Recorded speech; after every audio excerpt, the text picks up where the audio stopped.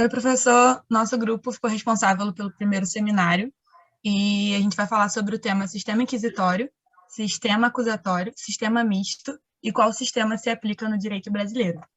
Eu vou começar falando sobre o sistema inquisitório. Meu nome é Kathleen. E o sistema inquisitório, como o próprio nome alude, ele remonta à época da Inquisição, que ocorreu no período das reformas religiosas no século XVI. E as pessoas nessa época que apresentavam algum desvio de comportamento em relação aos dogmas estabelecidos pela Igreja Católica, diante das novas crenças que estavam surgindo, eram severamente punidos. E a Inquisição, portanto, ela não tinha uma relação com a criminalidade que a gente conhece hoje, que seria dano ao patrimônio e à vida, mas sim estava voltado para o combate das chamadas heresias. E os inquisidores, como eles eram chamados, possuíam técnicas para atingir os fins que eles pretendiam, reunidas no chamado Manual dos Inquisidores.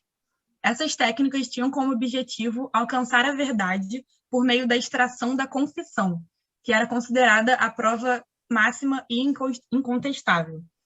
E o modo de extração dessa confissão não era limitado. Nesse manual não havia qualquer limite quanto aos meios que pudessem ser utilizados. Então, eles convidavam o acusado a declarar a verdade sob pena de coação. E a principal característica desse sistema inquisitorial, ou inquisitório, além da obtenção da verdade por meio da confissão, é o papel do juiz como parte ativa no processo. O próprio juiz investigava, dirigia, acusava e ele mesmo realizava o julgamento a partir de uma hipótese de acusação que ele mesmo formulava, ou seja, na realidade, se tratava de uma verdade que reproduzia as próprias convicções do juiz. Ocorria, então, a chamada unificação da pessoa do acusador e do julgador. E, além dessas características, o sistema inquisitorial também era marcado pela exclusão do contraditório, da ampla defesa e do princípio da presunção de inocência.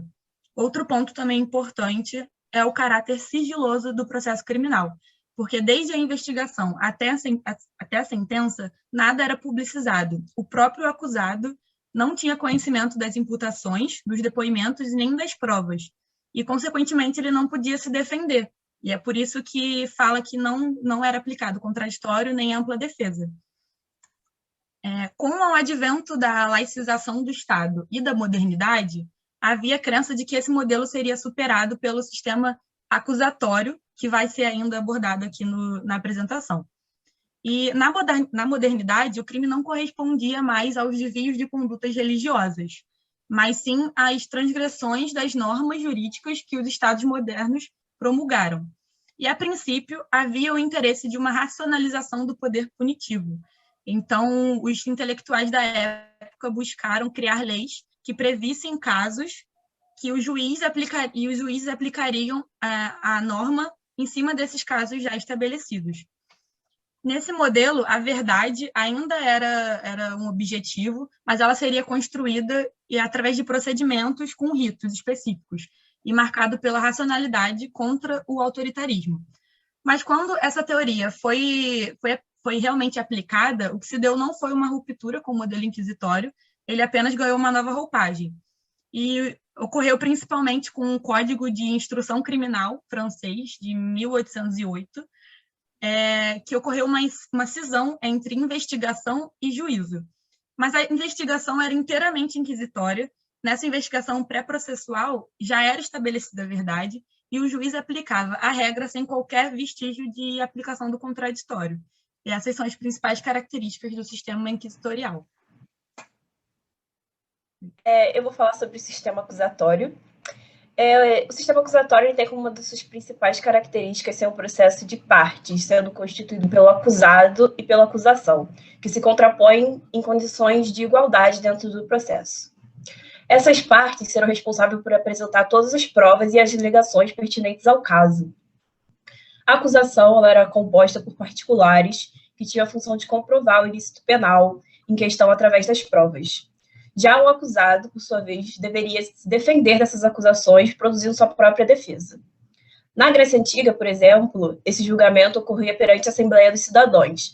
através de debates públicos, onde os cidadãos eram os juízes desses casos.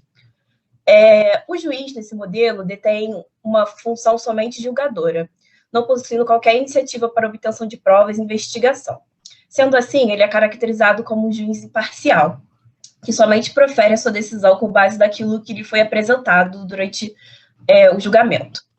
Podemos relacionar esse modelo acusatório com um sistema de governo democrático, pois os princípios do contraditório e da publicidade estão presentes, demonstrando que o réu é um sujeito de direitos e não somente um objeto nesse processo. Essa afirmação também tem base nas épocas onde o sistema acusatório foi mais utilizado. O sistema teve seu ápice na Grécia Antiga e seus elementos aparecem também no auge da República Romana, além de estar presente na Idade Média sobre o direito germânico.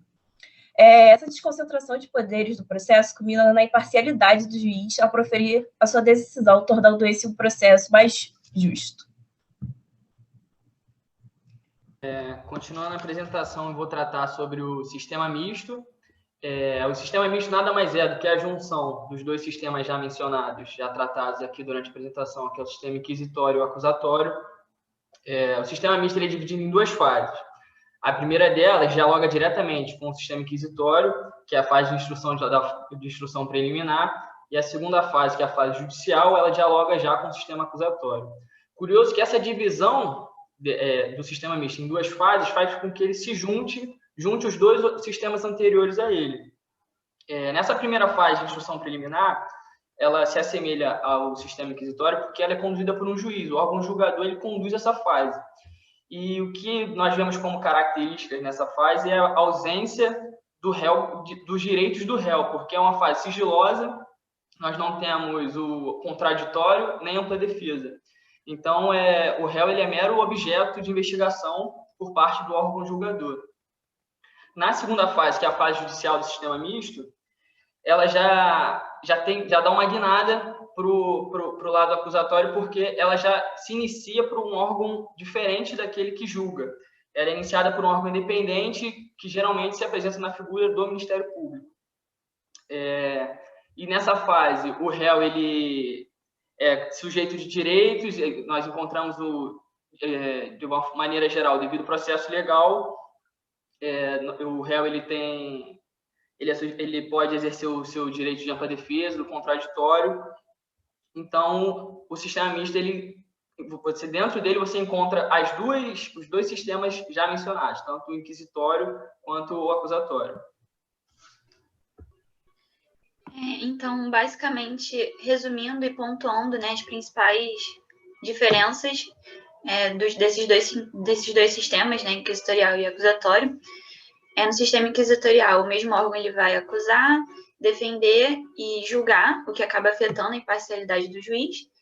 No sistema acusatório, as funções de acusar, defender e julgar são divididas. Então, isso vai garantir uma maior imparcialidade do julgador. No sistema inquisitorial, o processo é sigiloso e no sistema acusatório tem publicidade dos atos judiciais. No sistema inquisitorial, o acusado ele não é sujeito de direitos, mas sim um objeto do processo. No sistema acusatório, o réu é sim sujeito de direitos. Não tem contraditório ampla defesa no sistema inquisitorial, e no sistema acusatório tem a figura do contraditório da ampla defesa.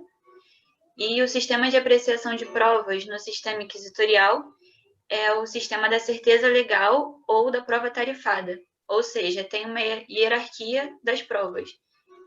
A confissão, por exemplo, ela está no topo dessa hierarquia. E o juiz ele não precisa fundamentar a decisão que ele tomou, né? E no sistema acusatório, o sistema de apreciação de provas é do livre convencimento motivado. Nesse livre convencimento motivado, o juiz ele vai fundamentar a sua decisão com base nas provas que foram apresentadas a ele. Provas que foram produzidas regularmente diante do contraditório.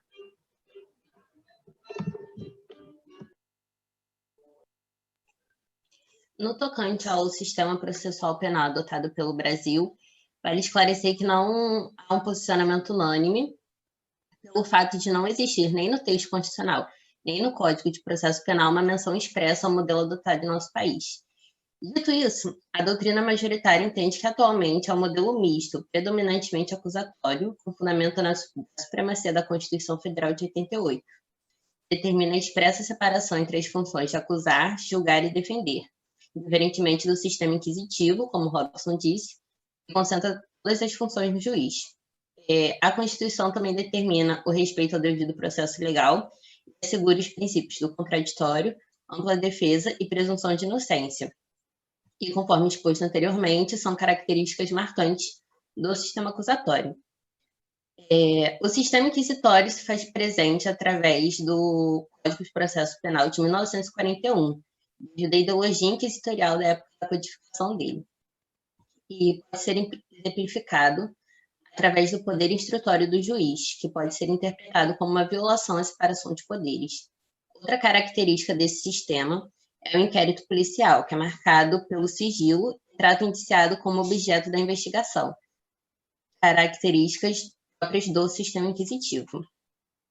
Dessa forma, é possível reconhecer dispositivos típicos do sistema inquisitivo, mas se faz necessária a aplicação de uma interpretação constitucional e, portanto, acusatória a todos os dispositivos do Código de Processo Penal. Uma solução seria uma nova codificação processual penal e apontar expressamente o modelo adotado para eliminar os atuais institutos vinculados ao sistema inquisitivo.